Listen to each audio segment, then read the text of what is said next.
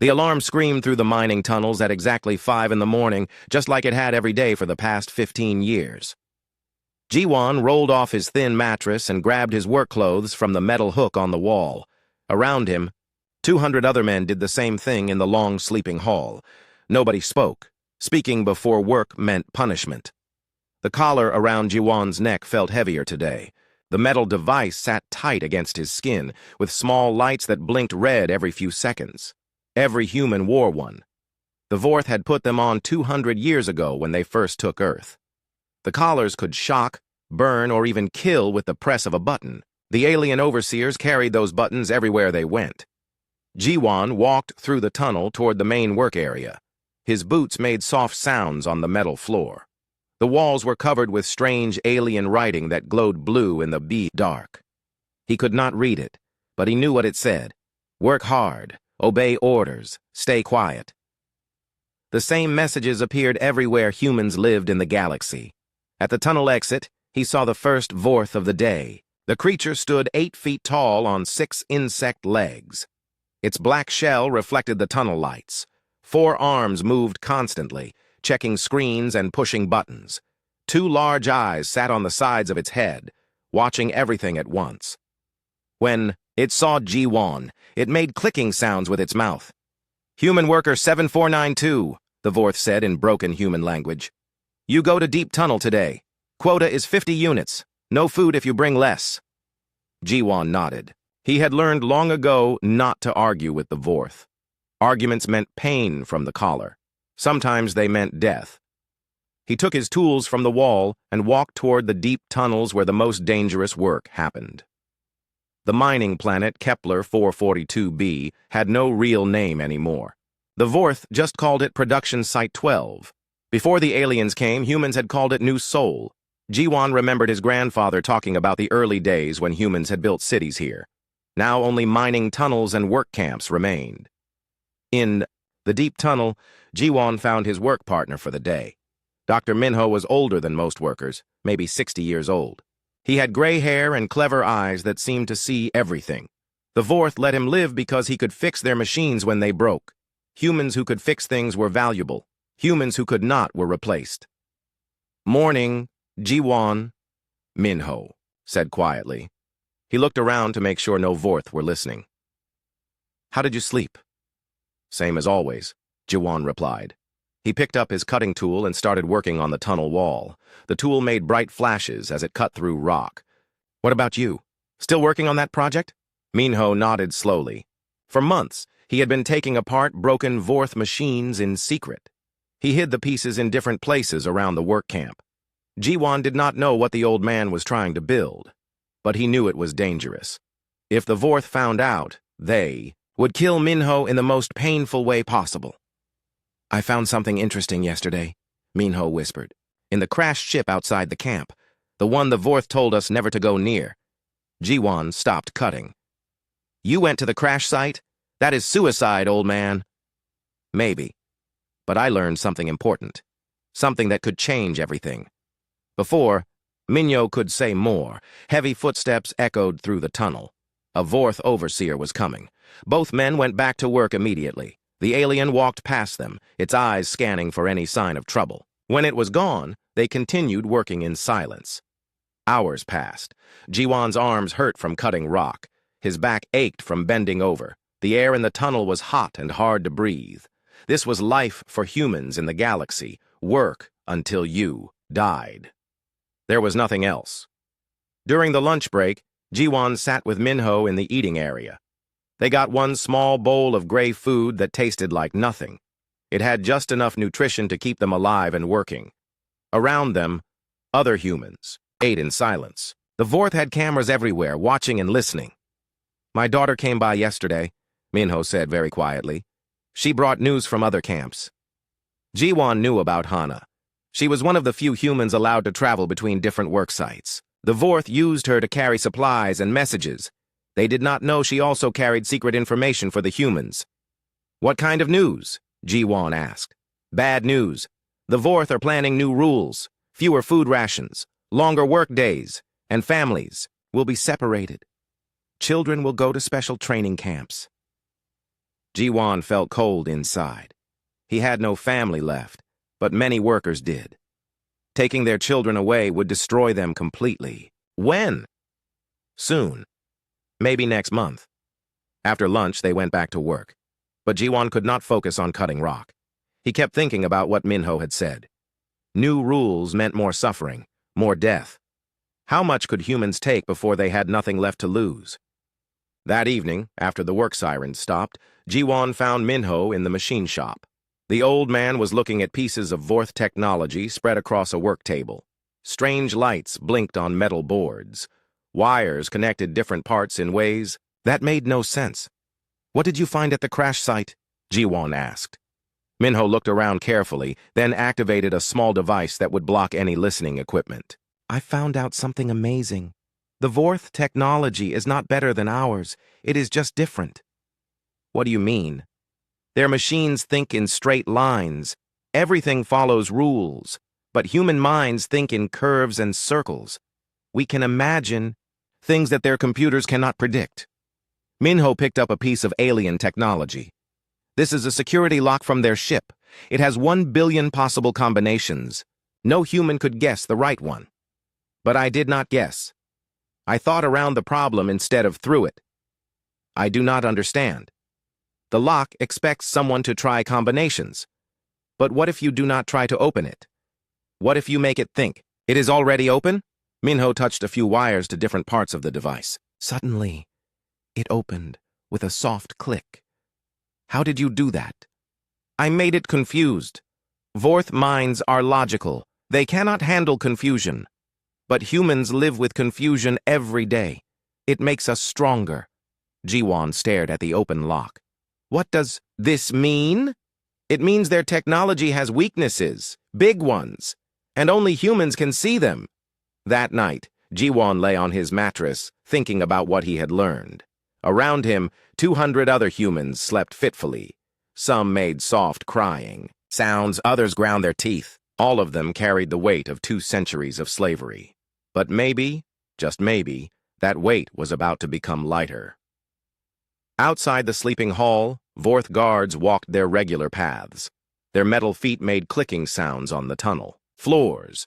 They felt safe and in control. They ruled over billions of humans across hundreds of worlds. Nothing could threaten their power. They were wrong. In the machine shop, Dr. Minho worked through the night. He had 23 pieces of Vorth technology hidden around the camp. Each piece taught him something new about how alien minds worked. And more importantly, how they did not work. Tomorrow, his daughter would visit again. She would bring news from other camps, other worlds. And maybe, if he was very careful, he could give her something to take with her. Something that would spread from camp to camp, world to world. The idea was dangerous. If the Vorth discovered what he was doing, they would not just kill him. They would make an example of him. They would kill hundreds of other humans to make. Sure, the message was clear, but the new rules were coming anyway. More suffering, more death. Maybe it was time to choose how they would die. As the night shift workers began their labor in the tunnels below, Minho made his decision. He would build something that could fight back. Something the Vorth would never expect. Something human. 3 months had passed since the Vorth announced their new efficiency protocols. Ji-won watched through the window of the mess hall as another transport ship landed outside the work camp. The dark metal vessel looked like a giant insect with folded wings. These ships came every week now, taking away the best workers. "They took 15 more yesterday," said Minho, sitting down next to Ji-won with his bowl of gray food, "including young Kyung-soo from Tunnel 7.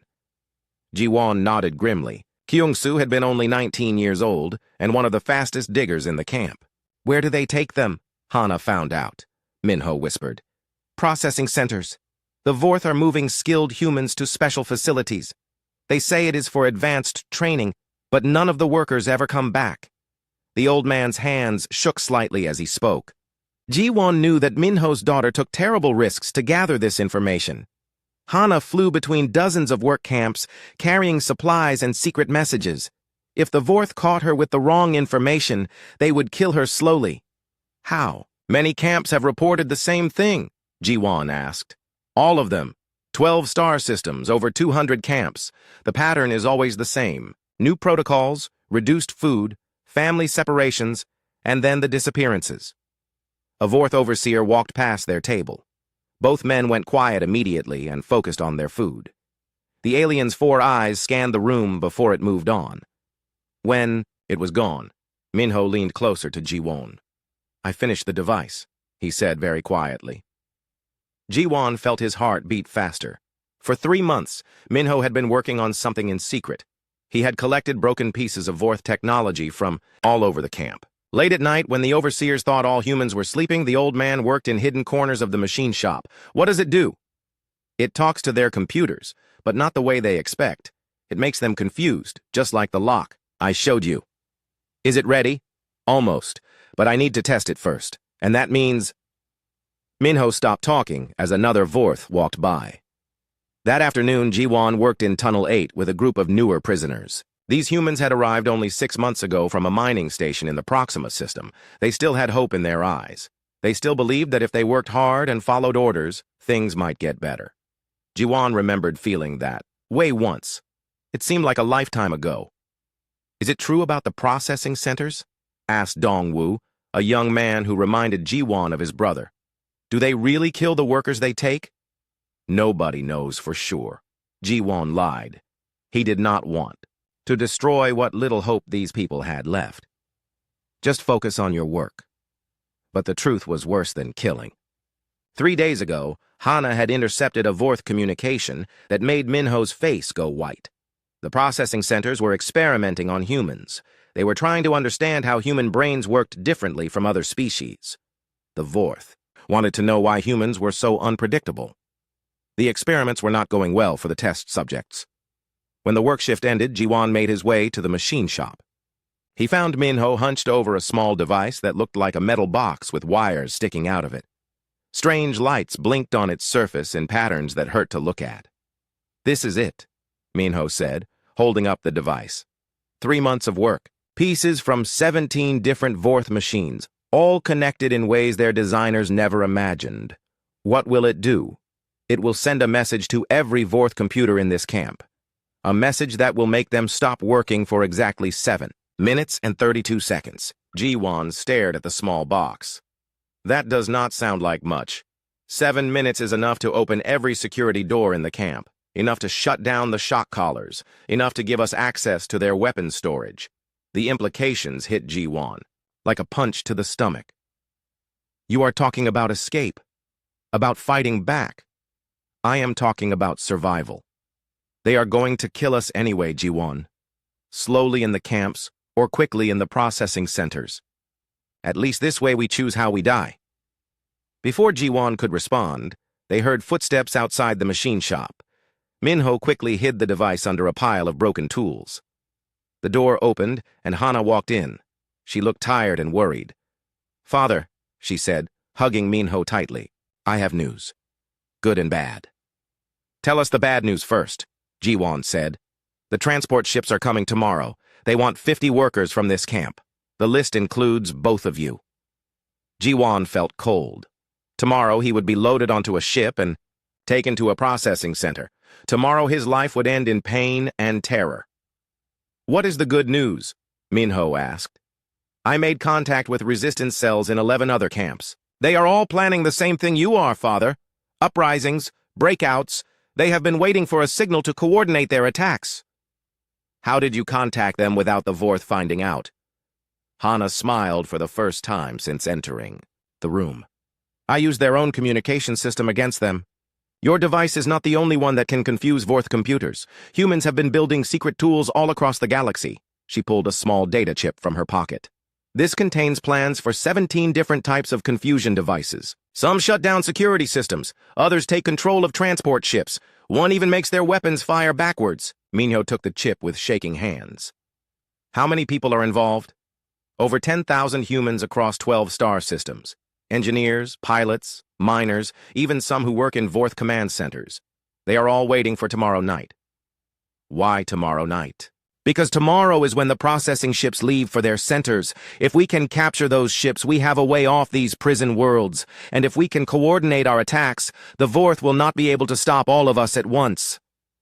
Ji-Wan looked at the small device Minho had built. 3 months ago, it had seemed impossible that such a simple thing could change anything. Now it felt like holding lightning in his hands.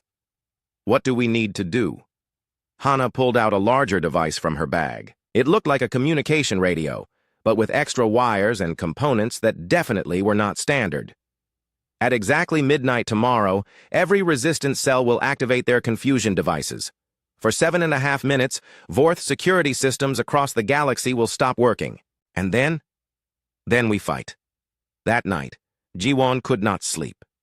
Around him, 200 humans rested before what might be their last day of life. Some of them would be taken by the transport ships tomorrow. Others would join the uprising. Many would die before the sun set again.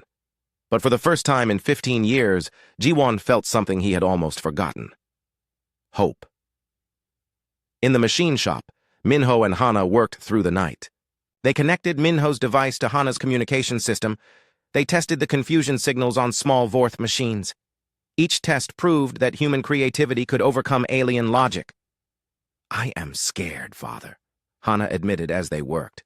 "So am I?" Minho replied. "But I am more scared of doing nothing. Your grandfather fought the Vorth when they first came to Earth. He lost, but he fought. Now it is our turn." "What if we lose too?"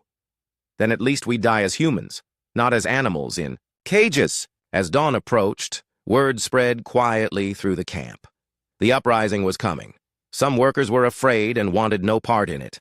Others volunteered immediately, even knowing they would probably die. A few tried to warn the Vorth overseers, hoping for better treatment. Those few found that their shock collars had been mysteriously reprogrammed during the night. When they tried to speak to the aliens, the collars activated instead. They learned too late that Minho's device worked in more ways than one. When the morning alarm sounded, everything looked normal. Humans went to work in the tunnels. Vorth overseers walked their usual paths. Transport ships prepared to load their human cargo, but under the surface, something had changed. For the first time in 200 years, humans were no longer just surviving. They were planning, they were hoping, they were about to fight back. The galaxy was about to learn that keeping humans in cages for 2 centuries had not made them weaker. It had made them desperate.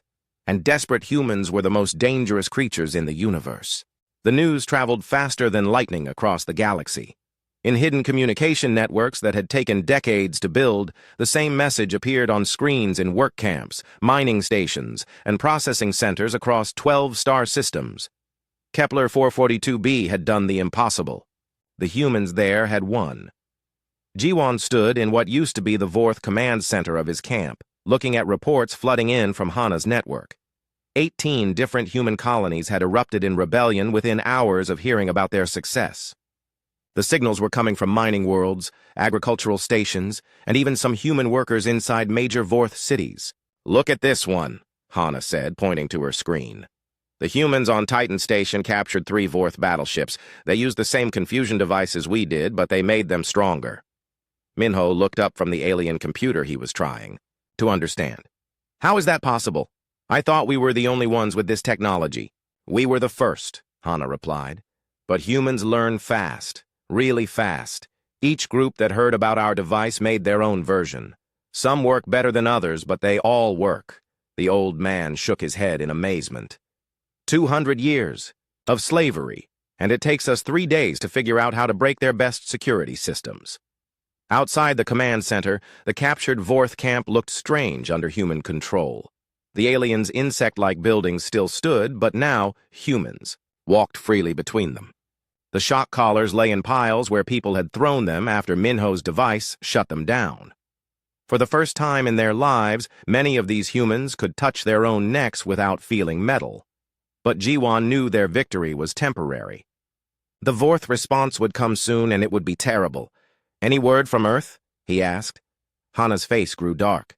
"Bad news there. The Vorth have 3 full battle fleets orbiting our home planet. When they heard about the uprisings, they moved those fleets into bombardment positions."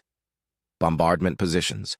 They are threatening to destroy every human city on Earth if the rebellions do not stop immediately. Ji-won felt sick. Earth still had over 2 billion humans living on it. Most of them were not fighters or rebels. They were just trying to survive under Vorth rule, hoping things would get better someday. Now they were hostages. "What about the other worlds?" Minho asked. "Mixed results," Hana said, scrolling through her reports. "The rebellion on Proxima Colony failed. The Vorth there were ready for us. They killed 3,000 humans in the first hour and captured the rest," she pointed to another report. "But the humans on New Tokyo managed to capture the entire planetary defense grid. They control all the weapons satellites now." "And the processing centers?" Hana's expression grew even darker. "We rescued 4,000 humans from the center, in the Vega system. What we found there..." She stopped talking and shook her head. Ji-won had seen some of the rescued humans when they arrived on transport ships stolen from the Vorth. They moved like broken dolls. Many could not speak. Others screamed constantly. The Vorth experiments had destroyed their minds. "We need to coordinate better," Minho said. "Right now we are just separate groups fighting alone. The Vorth will crush us one camp at a time unless we work together." "I have been thinking the same thing," said a new voice from the doorway. Everyone turned to see a woman they did not recognize. She was tall and confident, with the bearing of someone used to command. Her clothes were the standard gray work uniform, but they fit her differently than they fit most humans. "Who are you?" Ji-won asked. "Captain Su-young," she replied. "Former transport pilot for Vorth Supply Command. I have been flying between human colonies for 15 years, mapping their shipping routes and defense systems." "Former pilot." "As of yesterday, when my crew and I stole our ship and used it to rescue humans from a processing center," she smiled grimly. "Turns out that when you spend years learning alien flight systems, you also learn how to break them." Su-young walked to Hana's communication station and plugged in a data chip. Immediately, star maps appeared on the screen showing shipping lanes, military positions, and supply depots across the galaxy. "I have been in contact with 47 other transport crews who joined the rebellion. Between us, we control over 300 ships.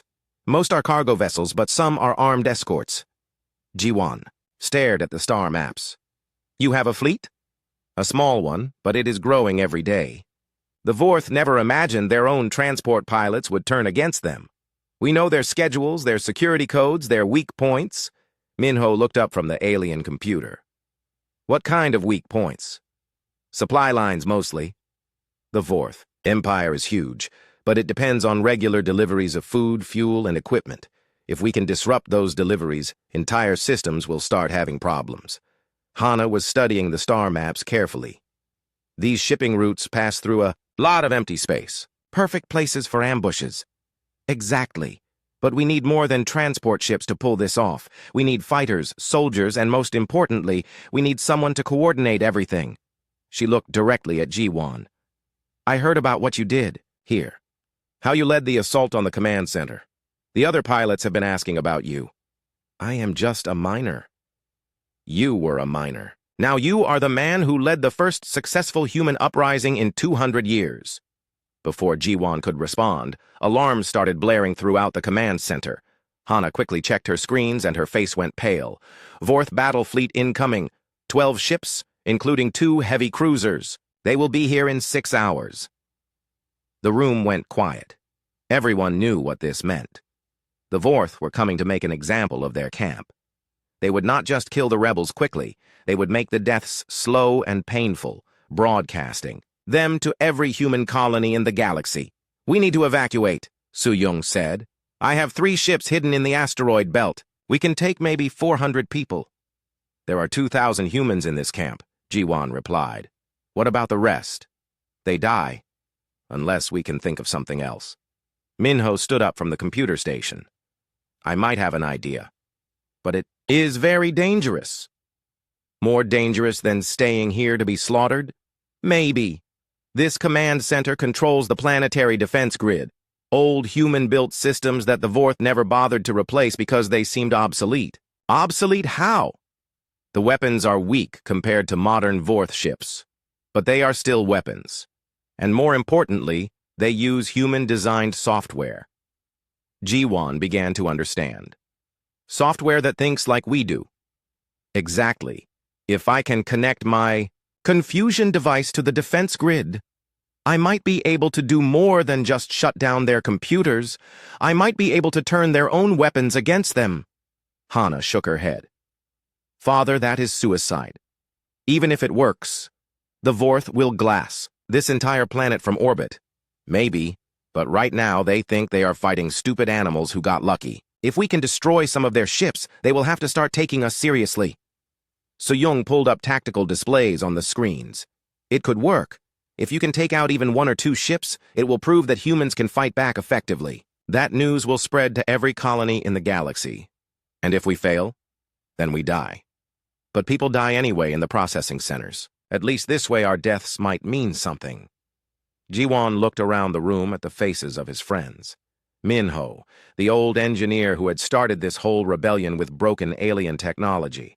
Hana, the brave pilot who risked her life to carry messages between the camps. So-young, the transport captain who had turned the Vorth's own fleet against them.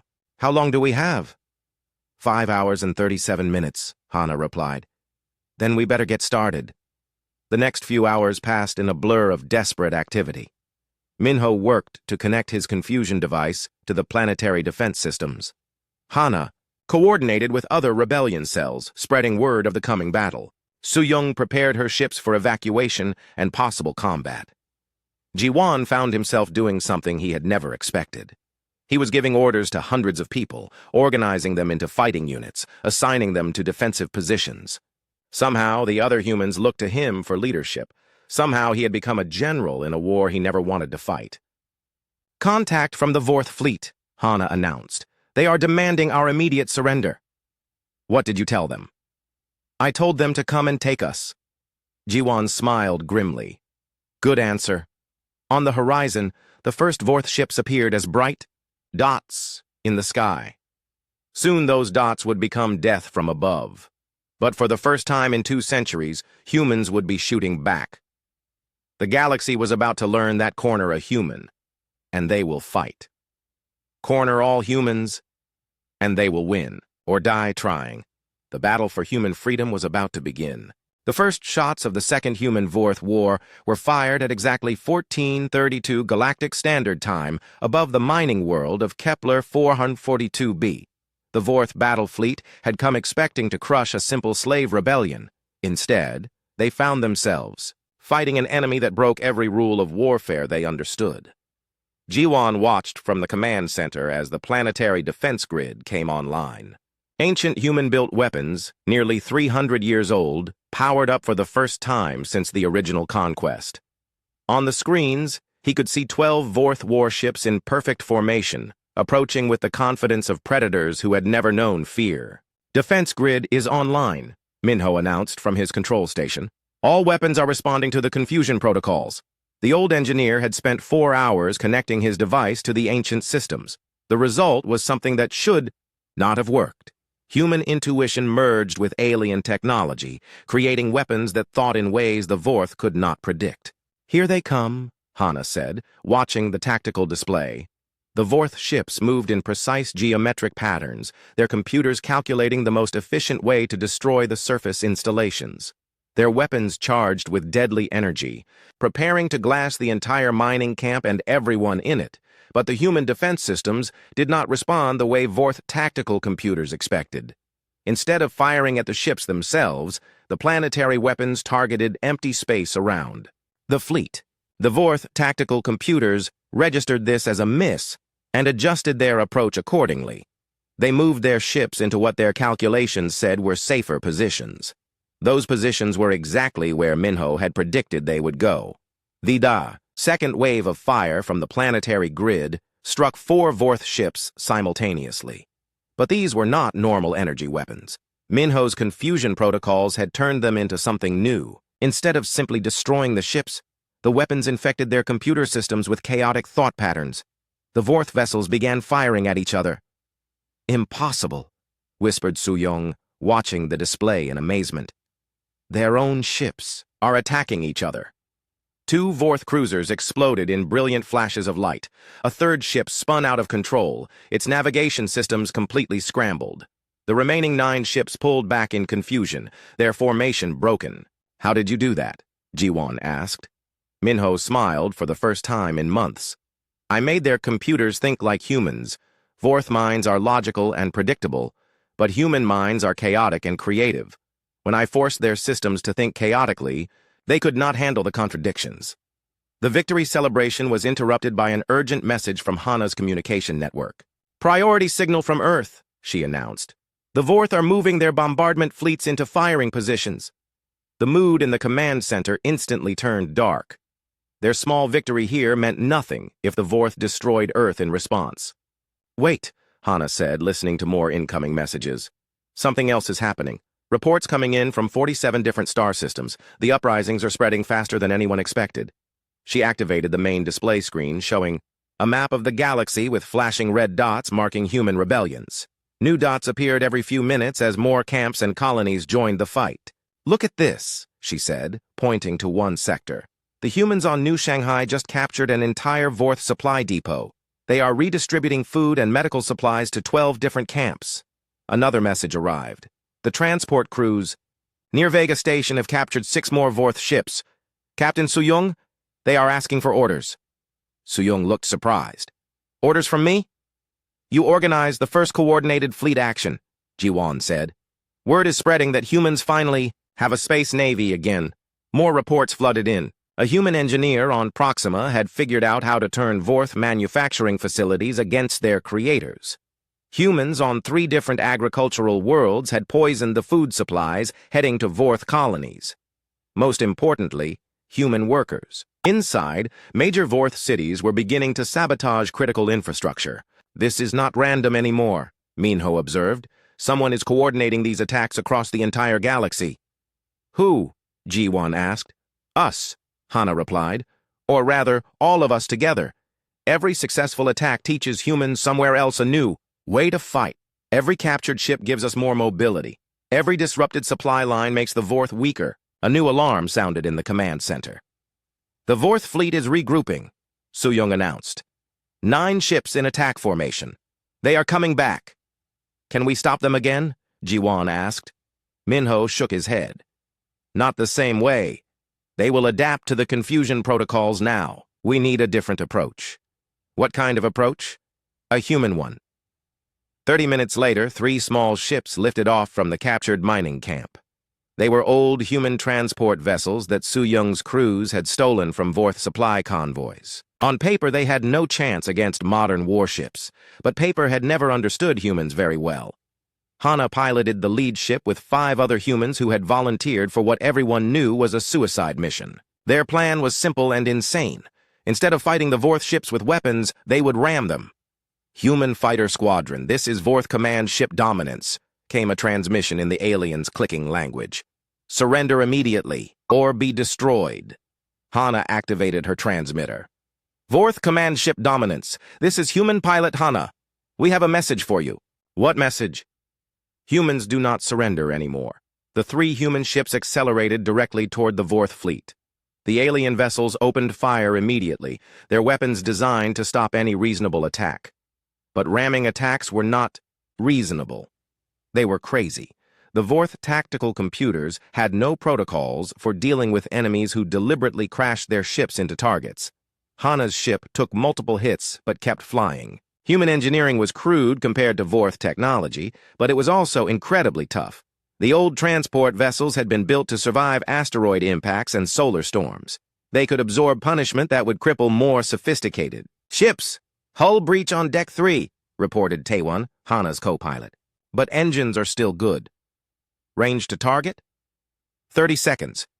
The Vorth ship Dominance tried to avoid the collision, but its massive size made quick maneuvers impossible.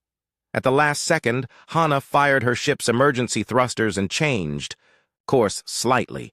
Instead of hitting the warship's heavily armored hull, her transport crashed into the exposed engine section. The explosion lit up the entire star system. When the light faded, the Dominance was dead in space, its engine core completely destroyed. Emergency pods launched from the dying ship as the Vorth crew abandoned their vessel. The second human ship rammed a Vorth cruiser with similar results. The third ship managed to damage 2 enemy vessels before finally being destroyed by focused fire.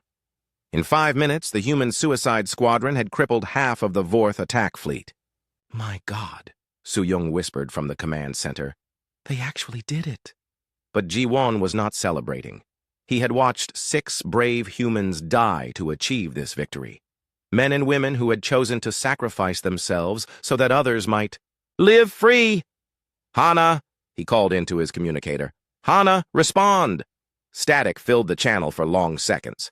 Then, miraculously, a weak voice answered. "Still here, Ji-won. Ship is gone, but we made it to an escape pod." The relief in the command center was overwhelming, but it was short-lived. "Massive energy signatures incoming," Minho announced from his sensors. 50 ships, a full Vorth battle fleet. The small victory was over. Now came the real test. Time to contact? 4 hours. Ji-won looked around the command center at his friends and allies. They had proven that humans could fight back effectively. They had shown the galaxy that the supposedly invincible Vorth could be defeated. But 50 warships were more than their captured mining camp could handle. "We need to evacuate," Su-Yung said. "My ships can take maybe half the people here." "What about the other half? They die when the Vorth glass this planet." "No." Ji-won's voice was firm. "We do not abandon anyone. If we are going to lose, we lose together. That is noble, but it will not save lives. Maybe not, but it will save something more important than lives. It will save hope." Ji-won activated the communication system that connected him to human camps across the galaxy. "This is Ji-won from Kepler 442b. In 4 hours, the Vorth will return with enough ships to destroy this world. We could run, but we will not. We will fight until the end." If you are listening to this message, remember what happened here. Remember that humans fought back. Remember that the Vorth can be defeated, and keep fighting no matter what happens to us. Across the galaxy, on mining worlds and agricultural stations, in work camps and hidden bases, humans heard those words. Many of them were facing their own Vorth fleets. Many of them were outnumbered and outgunned. None of them surrendered. The Second Human-Vorth War had begun, and this time the humans were not planning to lose. The impossible happened at 1847 Galactic Standard Time, when the ISV Eternal Dominion, the most powerful warship in the Vorth fleet, suddenly stopped firing on human positions and turned its weapons on its own escort ships instead. Admiral Ji-won stood on the bridge of the captured dreadnought, still hardly believing what they had accomplished. Around him, human technicians worked frantically to understand the alien control systems, while Vorth crew members sat in detention cells, clicking and buzzing in their incomprehensible language. "How many ships do we control now?" he asked Captain Su-Yung, who had become his fleet coordinator. 47 vessels, she replied, studying the tactical displays. "Everything from small patrol craft to this monster, plus the ships we built ourselves from salvaged parts." The transformation had taken 6 months. What started as desperate uprisings in mining camps had become a coordinated military force that span across dozens of star systems. Human engineers had learned to not just use Vorth technology, but to improve it in ways the aliens never imagined. "Doctor," Minho approached from the engineering section, his arms covered in alien mechanical components. "I think I finally understand why our confusion protocols work so well against them," he said. "Tell me. The Vorth have not evolved in over 10,000 years. Their technology, their society, their way of thinking, it has all remained exactly the same. They became so successful that they stopped growing. What does that mean for us? It means they literally cannot adapt to new situations. When we do something unexpected, their minds freeze up. They keep trying to solve new problems with old solutions." Ji-won nodded, remembering the battle for the Eternal Dominion. They had captured the massive ship not through superior firepower, but by doing something the Vorth crew found impossible to comprehend. Instead of attacking the ship from outside, human fighters had deliberately crashed into the docking bays and fought their way through the corridors. The Vorth had designed their ships to repel external attacks. They had never considered that enemies might choose to fight inside their vessels. Their security systems were completely unprepared for close-quarters combat. "Any word from Earth?" Ji-won asked Hana, who now served as his chief intelligence officer. "Good news and bad news," she replied. The good news is that the Vorth bombardment fleets have pulled back. They are too worried about the spreading rebellions to waste time destroying one planet. And the bad news? The Kalani have entered the war on the Vorth side. Jiwan felt his stomach drop. The Kalani were the Vorth's oldest allies, a crystalline species that controlled nearly as many star systems as the insect-like Vorth themselves. If they were joining the fight, the war had just become much more difficult. What are their capabilities? Different from the Vorth, Su-Yung answered. Their ships are faster and their weapons are more precise, but more importantly, they think differently. Our confusion protocols might not work on crystalline minds. Have they attacked any human positions yet? 3 systems so far. They destroyed our base on Rigel 7 and captured our supply depot near Vega Station. But, Hana paused, looking confused. But what? Some of the Kalani ships refused to fire on human civilians. There are reports of entire Kalani squadrons breaking away from their fleets and disappearing into deep space. Minho looked up from his work. That is interesting. Maybe the Kalani are not as unified as the Vorth believe. We need more information, Jiwan decided. Can we contact any of the defecting Kalani ships? I can try, Hana said, but it will take time to establish communication with a completely different species. The conversation was interrupted by an urgent alert from the ship's sensors. Multiple contacts approaching, announced Taewan from the tactical station. 12 ships, mixed Vorth and Kalani design. Battle stations, Jiwan ordered. Around him, humans rushed to weapons controls and defensive positions. After months of fighting, they had become surprisingly good at operating alien warships. Wait, Su-Yung said, studying the sensor readings. Those ships are not in attack. Formation? They are requesting communication. Put them through. The main screen activated, showing the bridge of a Kalani vessel. The captain was a tall, crystalline being whose body reflected light in beautiful patterns. When it spoke, its voice sounded like musical chimes. "Human Admiral Jiwan," the alien said in perfect human language. "I am Crystal Singer Villani of the Kalani Defense Fleet. I come with a proposal. I am listening. Not all Kalani support this war against humanity. Many of us have watched your species for the past months and learned something important. You fight not for conquest, but for freedom. This is something we understand." "What kind of proposal?" "An alliance. My ships and 47 others from the Kalani fleet will join your rebellion. In exchange, we ask only that you help us overthrow the Kalani High Council that has kept our people enslaved to Vorth interests for 3,000 years. Jiwan looked around the bridge at his human crew. The idea of alien allies had never occurred to him. For so long, it had been humanity against the galaxy. "Why should we trust you?" "Because we are willing to prove our intentions," Villani replied. "My fleet carries intelligence about Vorth military installations, including the location of their primary command center." She transmitted data that made everyone on the bridge go silent. The Vorth High Command was located on a heavily fortified world called Nexus Prime, protected by over 500 warships and planetary defense systems that could destroy entire fleets. "This information could end the war," Su-Yung whispered. "If we can capture Nexus Prime, we can shut down Vorth military coordination across the entire galaxy," Minho agreed. But Jiwan was thinking about something else. How many other species are fighting in this war against their will? "Many," Villani answered. "The Vorth Empire includes over 200 different species. Most were conquered long ago and have no choice but to serve. But if they saw a real chance of freedom, they might join us." "Exactly." Jiwan made his decision. "Welcome to the Human Liberation Fleet, Crystal Singer Villani. Let us plan the impossible." The next 3 weeks were a blur of preparation and coordination. The human fleet grew to over 300 ships as more Vorth vessels were captured or defected. Kalani technical expertise helped human engineers understand advanced propulsion systems and energy weapons. Most importantly, other species began to join the rebellion. The reptilian Sauros brought their expertise in planetary assault tactics. The gaseous ethereals provided advanced sensor technology. Even some Vorth individuals, horrified by their government's actions, switched sides. "I never imagined this," Minho said as he watched mixed-species crews working together on the Eternal Dominion's bridge. Humans, Kalani, Saros, all fighting together. Neither did I, Jiwan replied. But maybe that is the point. The Vorth could never imagine it either. The final intelligence reports from Nexus Prime were disturbing.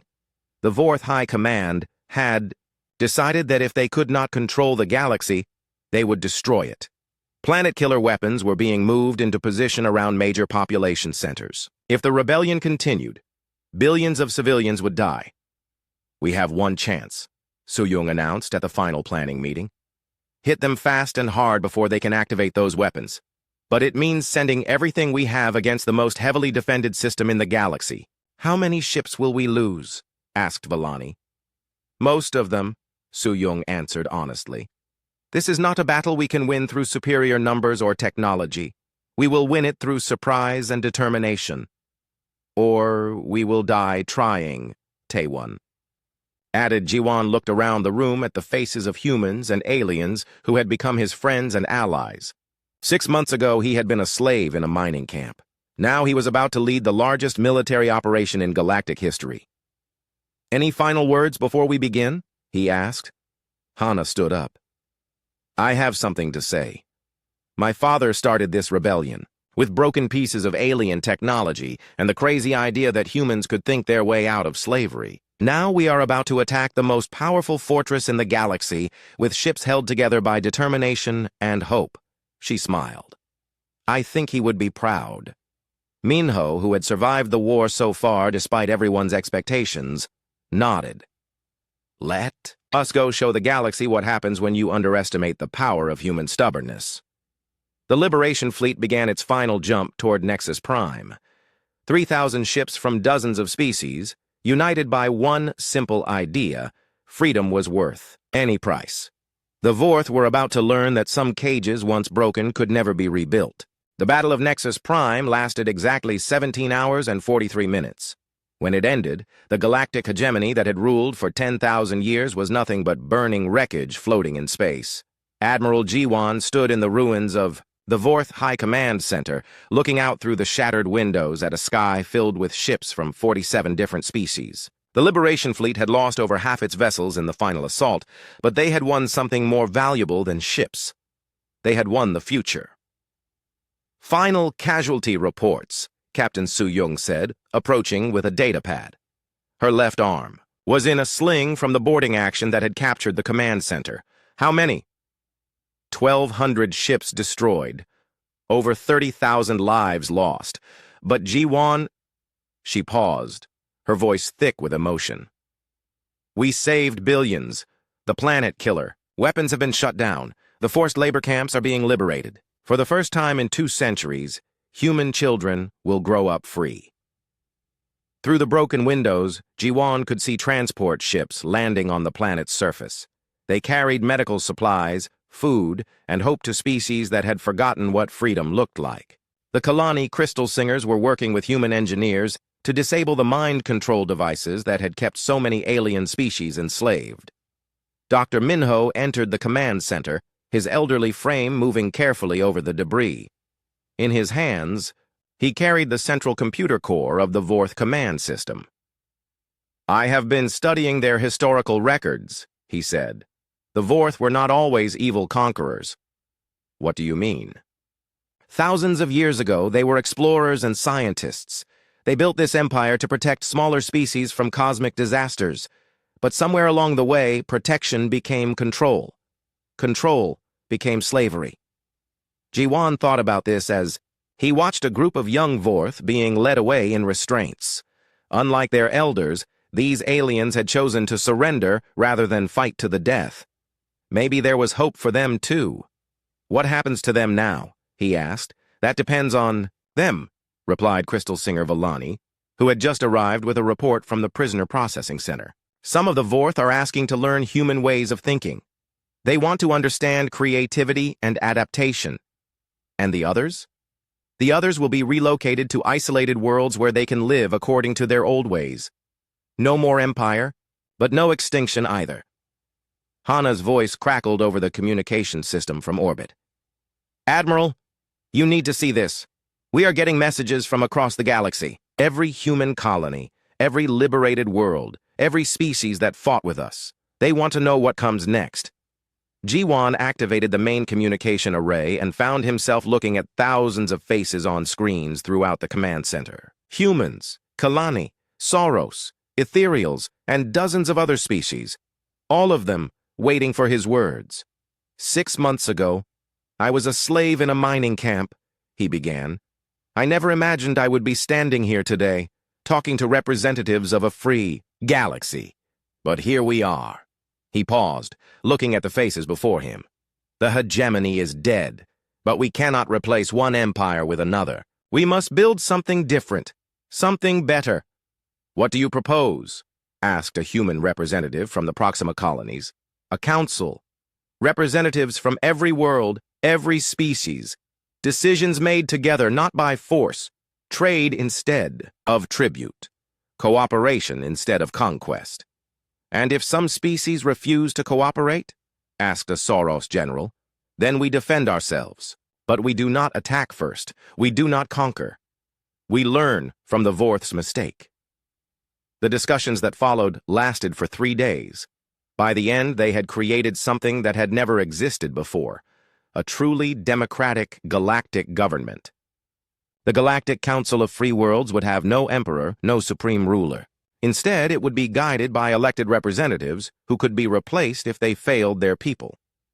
G1 found himself elected as the first council president, though he insisted the position would rotate between species every 5 years. No one person, no one species should have too much power for too long, he said. 3 months later, G1 stood once again in the mining tunnels of Kepler 442b. But now the tunnels were being converted into underground cities. The poisonous atmosphere above ground was slowly being cleaned using technology shared freely between species. It looks different, said Minho, walking beside him. The old engineer was now the director of the Galactic Institute of Sciences, where researchers from every species worked together to solve problems that had seemed impossible. Everything looks different now, G1 replied. They came to the place where Minho had first shown him the broken Vorth lock. A memorial plaque now marked the spot where the rebellion had truly begun. It read, "Here, a human learned that cages exist only in the mind." "Do you think we did the right thing?" Minho asked. "Ask me in 100 years," G1 replied. "If the galaxy is still free, then we did the right thing." Hana's voice echoed through the tunnel as she approached with her latest report. She now commanded the Interspecies Defense Force, a volunteer organization that prevented any single species from becoming too powerful. "The final Vorth holdouts on Centauri 9 have agreed to surrender," she announced. "That makes it official. The war is over." "And the reconstruction?" "Ahead of schedule. The Kalani have shared their crystal-growing technology. The Sauros are teaching sustainable agriculture. Even some of the reformed Vorth are contributing. They make excellent historians, it turns out." Captain Suyong joined them, arriving through the tunnel in a small transport vehicle. "The trade routes are fully established," she reported. "Goods and information are flowing freely between all member worlds. Some of the Outer Rim species are reporting their first population growth in centuries." "Any problems? A few pirate groups trying to take advantage of the transition period. But the Defense Force is handling them. Nothing we cannot manage." That evening, G1 sat in his modest quarters, reading reports from across the galaxy. Agricultural worlds were sharing new growing techniques. Industrial planets were reducing pollution through cooperative research. Medical advances were being distributed freely to species that had never had access to advanced healthcare. It was not perfect. There were still conflicts between species, still worlds that struggled with poverty or disease. But for the first time in 10,000 years, these problems were being solved through cooperation rather than conquest. A soft chime indicated an incoming message. The screen showed Taewon, who now ran the Department of Galactic Security. "G1, you should see this," he said. "We intercepted a transmission from the edge of the galaxy. Another empire, calling themselves the Dominion. They have heard about the fall of the hegemony, and they are sending scout ships to investigate. Are they hostile? Unknown. But their technology appears to be significantly more advanced than anything we have seen before." Ji-Wan felt a familiar chill. Just when the galaxy had found peace, a new threat was emerging from the darkness between stars. How long before they arrive? 6 months, maybe less. Then we have 6 months to prepare. Send word to all council members. Schedule an emergency session. Already done. But Ji-Wan, what if they are too powerful? What if we cannot stop them the way we stopped the Vorth? Ji-Wan looked out his window at the stars shining in the dark sky. Somewhere out there, human children were playing in parks instead of working in mines. Kalani artists were creating beautiful crystal sculptures that celebrated freedom. Former Vorth scientists were discovering new ways to heal damaged worlds. Then we will face them together, he said. All of us. And we will show them the same lesson we taught the Vorth. What lesson is that? That the galaxy belongs to everyone who lives in it. Not to emperors or hegemons or dominions, to ordinary people who choose to stand together when threatened. And if that is not enough, Ji-Wan smiled, remembering an old man in a mining camp who had started a revolution with broken alien technology and impossible hope. Then we will get creative.